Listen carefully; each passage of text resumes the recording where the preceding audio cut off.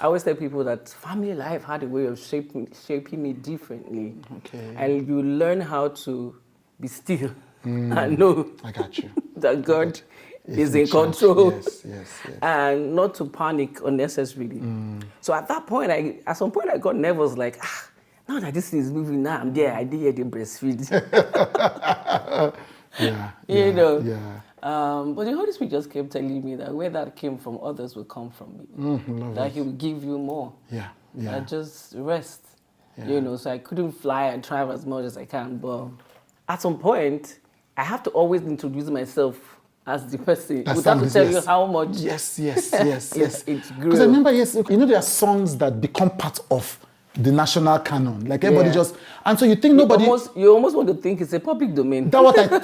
That's what I was trying to explain. So you just think nobody sang this song now. It's like when people hear that somebody sang today, they'll be like somebody sang today. So Alagbara was like that. Yeah, because sometimes I go to some places and people expect to see an old person. I thought you were an older person when I first heard it. Like, I thought you were an older person. I just thought, an older person that did classical music, that just thought, let me just come and give this one to you people. That's how it was. Because at first, like you said, the song went viral before the word. before we now knew who had sung it. The song had gone to announce you. Yeah. And it's amazing to even hear that you didn't even have the time to promote it. Yeah, I didn't. In fact, the video I have of it was like a year after. Oh, really? Yeah, that's when I said, okay, let me shoot a video for this song. Yeah. Then I was done breastfeeding and all of that. I was like, well, I don't want to have that my bloated feet, nose, and all of those things. I know that sadly, before your first child, you had a miscarriage. Yeah. Yes. How many years into the marriage was this? That was, so we're 14 years now. Wow. Yeah. Congratulations. Let me give myself some. Yeah. Yeah, so that was a year after.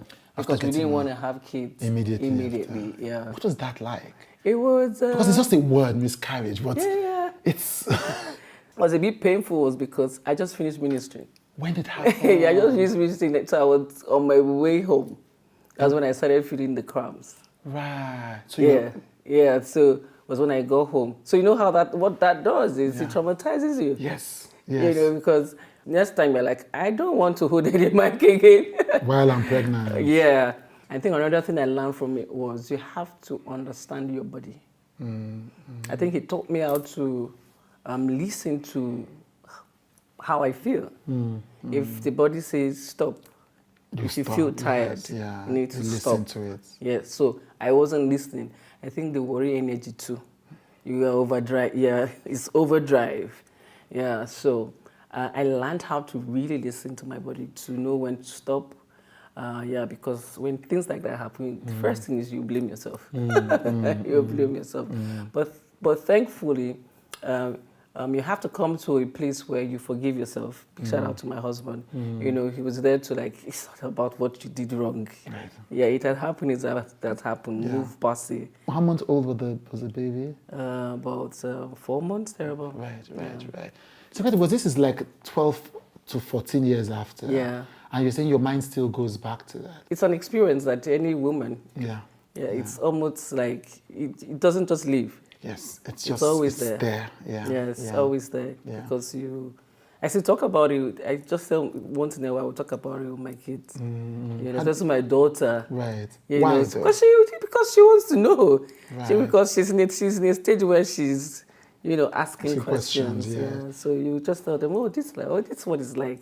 Right. You know, but you don't make it sound like something that is, is just explain it. Just explain it. Yeah. You have 2 children now. Yeah. Amazing. Yeah. And I think the second one is should be like 9 years. Yeah, the boy is 9. 9 years. 2016, I remember that news.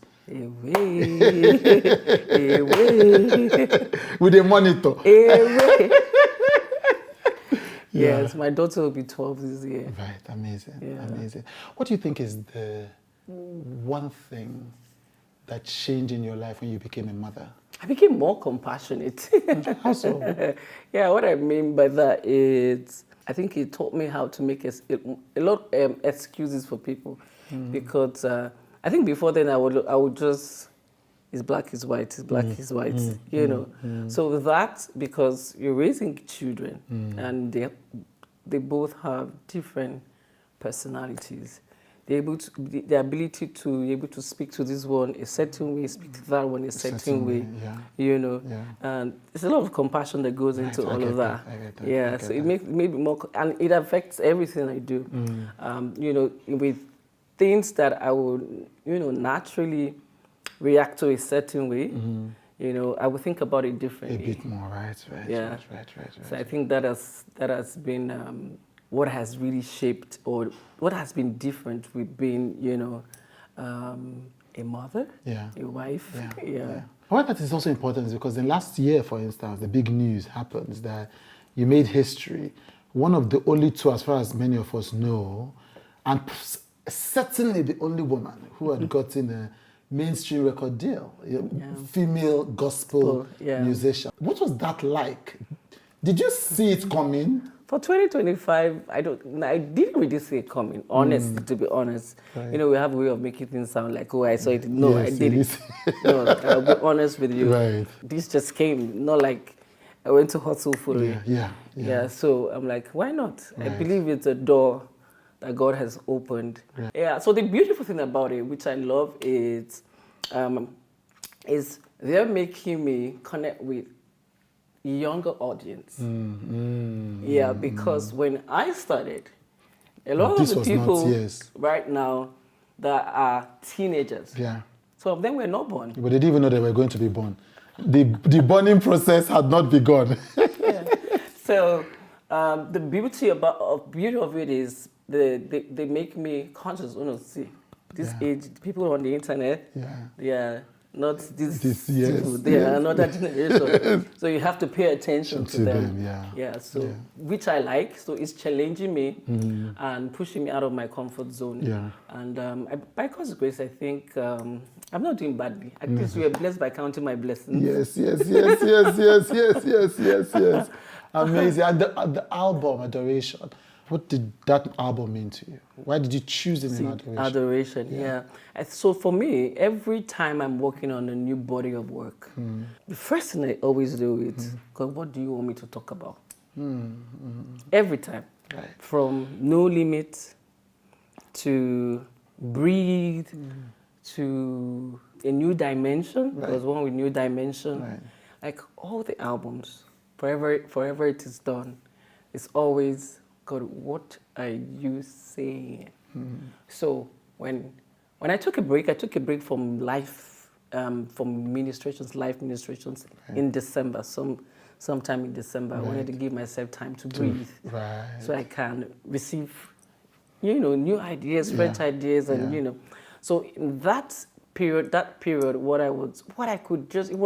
was in a place of, I think, more of thanksgiving, gratitude. So those were the things I could hear strong in my spirit. And because those were the things coming strong to me, that was what I started writing about. Which is to say to someone that sometimes your ministry will be more effective when you're singing what God wants you to sing at that moment, not necessarily what someone that influences you musically, because it's almost like you're telling a story about yourself. I want to talk about House on the Rock. Does that be your church that came to Lagos? Yes. 2003. Yes. So this is 22 years, one church. Please, this is the part where you carry a flower and give to me. Yes, let's give you. That's why we have this here. Coming into Lagos, that was I was just, because I've just listened, I just used to listen to Pastor Paul back then in Warren. I thought he speaks well. I would love to come to this place, and just sit under and just, for me, it wasn't just about the music. It was just sitting under his message. And Pastor Paul can speak good English. Like when he's preaching, you're literally like, okay, this English. I think that helped me, and I love the way he would just dream. Was just a big dreamer. I think that part also influenced you, how I, think about my project, look at the things that God has put in my hand. So I'll give a very big shout out to them. They shaped my earlier years, and I gave it my all. And I always used to say to people, this generation sort of think it's know that they use me. No. Yes, yeah. You're grooming something, you're building something that you use in the future that will shape how you do things. In the future, yeah. You know, the ability is how you see what you're doing. My being there, you know, over the years has shaped me in a good way. In a good way, right. Yeah, you see how I'm speaking. Yes, yes, I'm not yes. talking like this when I come from. I want to make a personal request to you. Many of you watch, like, comment, but you don't subscribe. Now, subscription matters as you subscribe and as you engage. So I am making a personal request. Don't just watch and leave. Please click the subscribe button. It matters to me.